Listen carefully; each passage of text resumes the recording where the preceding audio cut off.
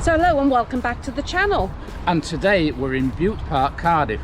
This is a very special place for us because it's where our parkrun journey began, right back on the 29th of March 2008. In this very spot.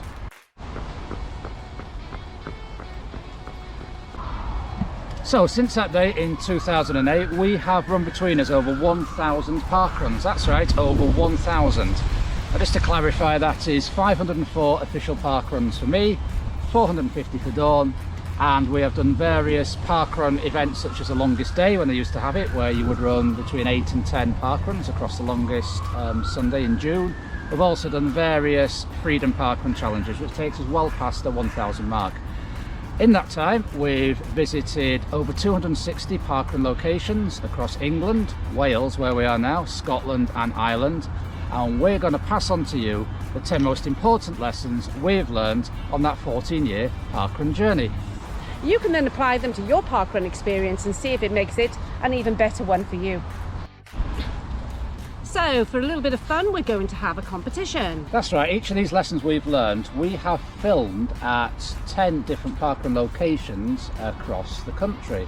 So what we want you to do is to try and work out or guess each of those 10 parkrun locations. What you need to do to enter the competition is to follow us on Instagram at 2runningbrooms. I'll just put the link up now, and then DM us through our Instagram account what you think that numbers 1 to 10 are. In the event of more than one person getting all 10 locations right, we'll enter your names into a random prize draw generator to come out with the winner. And the prize is, Dawn? It's a Peter Storm buff. Ooh. Just right for the winter. So against the stunning backdrop of the Cardiff Black Weir, if you are enjoying this video, please give it a like. If you think any of your friends who enjoy parkruns would be interested in it, please share it with them. If you're new to this channel, please consider subscribing. So let's roll on with those top 10 parkrun lessons. Point number 1, always check parkruns on. We're at a venue at the moment where the event is often cancelled due to other events that take place on this field. That's right, we've actually turned up at 2 parkruns, and by about 20 past 8 we thought, there's no parkrun here today. Looked on the parkrun page and realised there's been a cancellation because another event. Once we're in Didcot, managed to hot foot it to Aberdeen, so it's always important to have a plan B in case the parkrun you get to is either off because you haven't checked, or B, if there has to be a late cancellation due to weather conditions. If it is possible, have a plan B to get to a neighbouring parkrun. Not always possible, but it does make your parkrun day run smoother if you can. So, which parkrun are we at today? So point number 2 is don't forget your barcode, hashtag DFYB.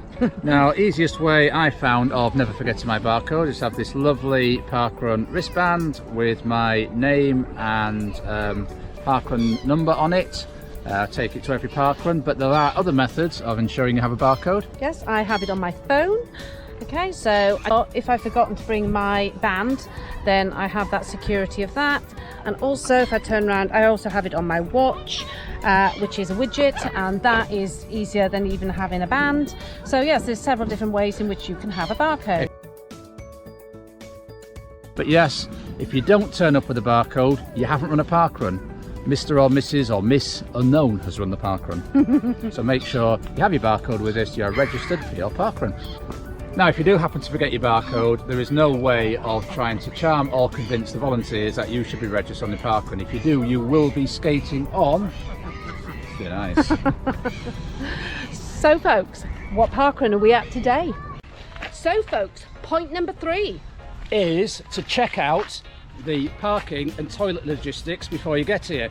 Now, some parkruns, like the one we're currently at with this wonderful war memorial behind us, it don't have in-park parking. There's a tiny car park at the bottom that's attached to a cafe for cafe users. So the parkrun course page says to park on the perimeter around this park.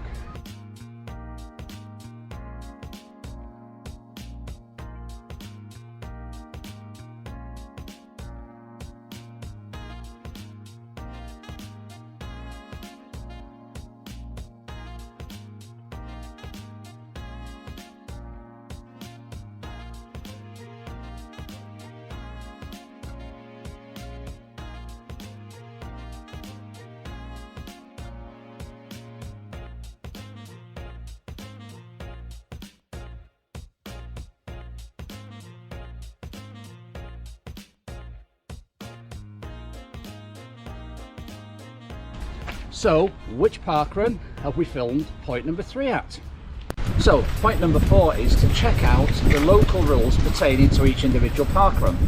Now, the parkrun we're currently filming this at does not allow dogs due to beach rules, I think, and also it says if you want to run with a buggy, please contact the core event team beforehand, because as you can see, the final finishing, what, that 80-yard stretch is on this heavily shingly type thing.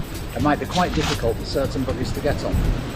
Yeah, so it's important to check out, as John said, the individual course rules, because there are many reasons why they won't allow buggies or dogs, and it's nothing personal. It is because of the course. It could be down to the narrowness of the course, yeah, or certain rules that the landowner puts into place. Yeah. So don't get caught out arriving with your buggy, child and or dog and find out you can't run that particular parkrun. What parkrun course are we filming at today?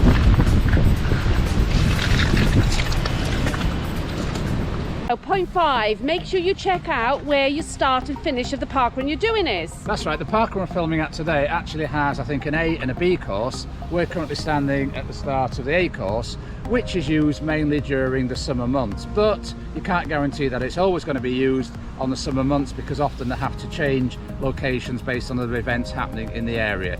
So had we been stood here on Christmas Day last year ready to do this particular parkrun, we would have been sorely disappointed, because it started here. So it's always important to check out whether a parkrun is using the A or the B course, and the best way to check out week to week is to go on that parkrun's Facebook page, where they will update weekly with any course changes. Which beautiful parkrun location have we filmed number 5?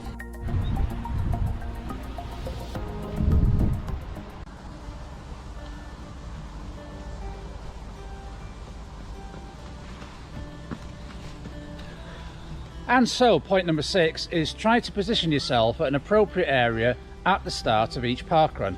Now, the parkrun we are filming on now has quite narrow pinch points, as you've seen Dawn run along, and that you come across in the first mile. When I did this parkrun on a New Year's Day a few years ago, it was quite congested at that point, trying to overtake people. So for your safety and for the safety of others, and to ensure a better parkrun experience for you and a better parkrun experience for others, try and start at the correct starting point for that parkrun. So at some parkruns you will find that they do something called a pacing event, and they'll have pacers who will pace you to a particular time. At other parkruns, sometimes they have markers that indicate the time that you're going to run, so you can line up there. And obviously if those aren't available, then you just have to position yourself where you think is the right place for you. It's important that you get in the right place for all the reasons John has stated, and also some actual starts are quite narrow. So yeah, remember, position yourself where you can have a good run and everybody else can have a good run around you too. So on which parkrun course have we filmed point number 6? So point 7 is to check the terrain. That's right, this particular parkrun course we're on now, when we ran it a few years ago, it was a lovely June day and it was road shoes all the way. However, it is liable to a little bit of flooding from the little river we can see here, so sometimes trail shoes might be more appropriate. So if you don't want to be battling across the course in the wrong shoes, see what I did there, then make sure you check out the terrain beforehand and come with the right footwear. So which parkrun course have we filmed point number 7 on? So folks, point 8 of getting the best from your parkrun experience is to check out the cafe facilities. Now, many parks have cafes situated within the park boundaries, and often they're used as a money spinner for the park, so it's good to use those cafes post parkrun because it helps keep those parks vibrant. So after your park run, it's nice to go and have a coffee, catch up with fellow park runners. It's sometimes nice to have a bit of a refuel if you've run particularly hard.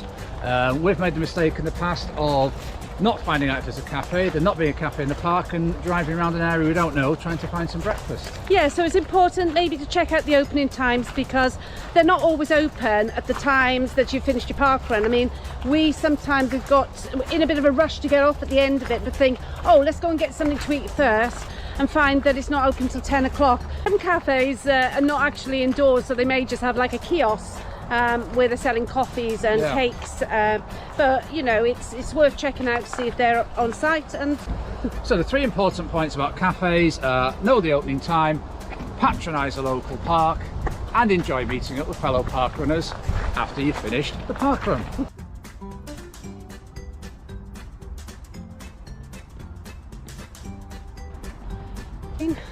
So, which park run has this little ziggy-zaggy path as part of the course? So, point number 9, you may like to volunteer. That's right, Parkrun offers a range of volunteering opportunities. So if you're injured or prefer not to run on that day for any particular reason, you might like to be a run marshal, a run director, you might like to sort out finishing tokens, etc. at the end. Or there are other volunteering opportunities that also enable you to run at the same time, such as being a run marshal, a pacer at a certain event, or, as we often do, photographer and report writer. What we find from volunteering is we get to meet new people, we get to meet the run directors of the various venues around the country that we volunteer at and introduce ourselves to, and it brings another dimension to the parkrun experience. Also, volunteering brings great psychological benefits. Many people do it because it gives them a sense of well-being, a sense of belonging to a community. You don't actually have to be a runner to volunteer. So, which parkrun have we filmed point number 9 at today? So point number 10, which we feel may help you to get the best out of your parkrun experience, is parkrun tourism. Around the UK there's around 700 different parkrun events, I think. Around the world, several hundred more. And what we've found over the years, having visited over 260 different parkrun locations, is touristing definitely enhances your parkrun experience.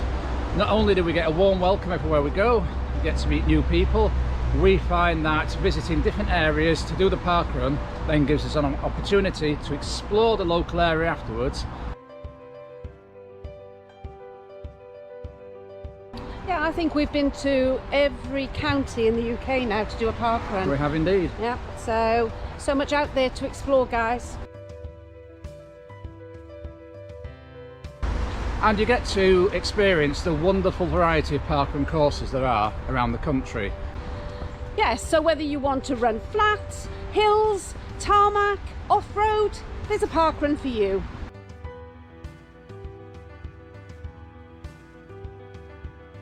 So which iconic parkrun course have we filmed point number 10 at today? So we hope you've enjoyed this video taking you through our 10 most important parkrun lessons we've learned in those 1,000 plus parkruns. The video is now at a finish. If you've enjoyed it, please give this video a like. If you're new to the channel or haven't subscribed already, please consider doing so. It's free for you and it helps us a lot to grow this channel. If you've got any friends who you know enjoy going to different parkruns and might benefit from some of these lessons, then please share it with them. So until next time, Keep on keeping on. keep on keeping on.